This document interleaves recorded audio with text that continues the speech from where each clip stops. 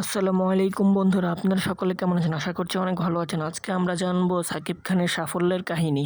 So আর সময় নষ্ট না করে আমরা ভিডিওর মূল অংশে চলে যাচ্ছি। সাকিব খান 1979 সালের 28শে মার্চ গোপালগঞ্জ জেলার একটি গ্রামে জন্মগ্রহণ করেন।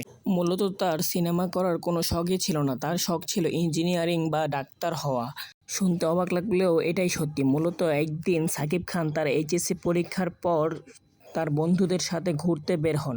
তখনই একজন পরিচালকের সাথে তার দেখা হয়। পরিচালকের নাম হলো সিমিতি। তৎকালীন সে পরিচালকের দৃষ্টি আকর্ষণ করেন সাকিব খান। পরিচালক তাকে সুযোগ দিতে চাইলে সাকিব খানও তা নিতে রাজি হন। পরবর্তীতে সোহানুর রহমান সোহান নামের একজন পরিচালক তাকে একটি মুভির জন্য ডাকেন, যে মুভিটির নাম ছিল অনন্ত ভালোবাসা। মূলত সাকিব খানের জীবনের সর্বপ্রথম মুভিটিই ছিল এই মুভিটি। এটির মাধ্যমে তার জনপ্রিয়তা বাড়তে থাকে। 2000 সালের দিকে তার জনপ্রিয়তা উঠে যায় তুঙ্গে এবং যখনই তিনি তার নাম লেখান টলিউডের খাতায়, তখন তার মতো অন্য কোনো তারকা ছিল না। টলিউডের খাতায় 2000 সালে সাকিব খান ছিলেন শীর্ষে। তখন থেকেই শুরু হয় তার জনপ্রিয়তার হার। এভাবেই বাড়তে থাকে তার জনপ্রিয়তা। 2000 তখনই লোকজন তার নামের আগে সুপারস্টার পদবি দেন, কিন্তু তখন তার জনপ্রিয়তা বেড়ে যাওয়ায় তখন তাকে অনেক সিনেমার জন্য রাজি করানো হয় এবং কি তিনি রাজিও হন। যেমন তার মধ্যে আছে খোদার পরে মা এবং কি এই দুনিয়ার আরও ইত্যাদি অনেক কিছু সিনেমা তিনি তৈরি করেছেন।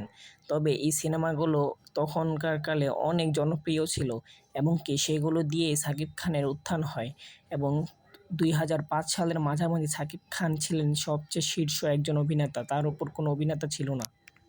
এবং কি তাকে অনেক পুরস্কারও দেওয়া হয়, সফল সিনেমা ব্যবসায়ী হিসেবেও তাকে অনেক খ্যাতি দেওয়া হয় এবং কি সাকিব খান অনেক জনপ্রিয় হয়ে ওঠেন তার ভক্তদের মাঝে। সাকিব খানের এই উত্থান ছিল এবং অনেক আকর্ষণীয়। এই সাকিব খান আজ পুরো টলিউডের কিং। তার কিছু মুভির নাম জানা যাক।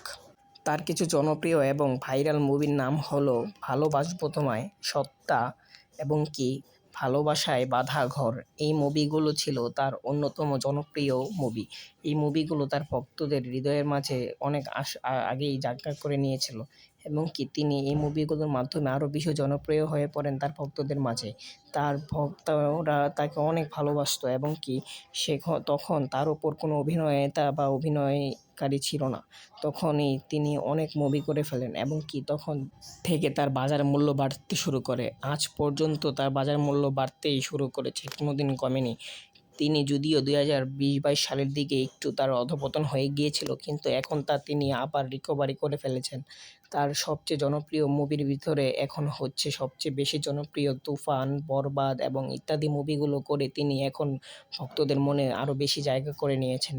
নেটিজেনদের মতে সাকিব খান অনেক পরিশ্রমী মানুষ ছিলেন। এই পরিশ্রমী তাকে আজকে সাফল্যের মুখ দেখিয়েছে এবং কি তিনি ছিলেন অনেক সুন্দর অভিনেতা এবং তার উপর কোনো অভিনেতা হতে পারবে কিনা বাংলাদেশে তা এখনও কেউ বলতে পারবে না। সো বন্ধুরা, আজকের মতো এতটুকুই। যদি ভিডিওটি ভালো লাগে একটি শেয়ার করবেন এবং কি সাবস্ক্রাইব করে চ্যানেলটাকে ভিডিওটিতে লাইক করে দিবেন। পরবর্তী ভিডিওর জন্য কী বিষয়ে ভিডিও দেখতে চান তা কমেন্ট করবেন, ইনশাল্লাহ নিয়ে আসবেন। যেহেতু আমি নতুন ক্রিয়েটর, তাই যদি কোনো ভুল ত্রুটি হয়ে থাকে তাহলে আমাকে ক্ষমার দৃষ্টিতে দেখবেন।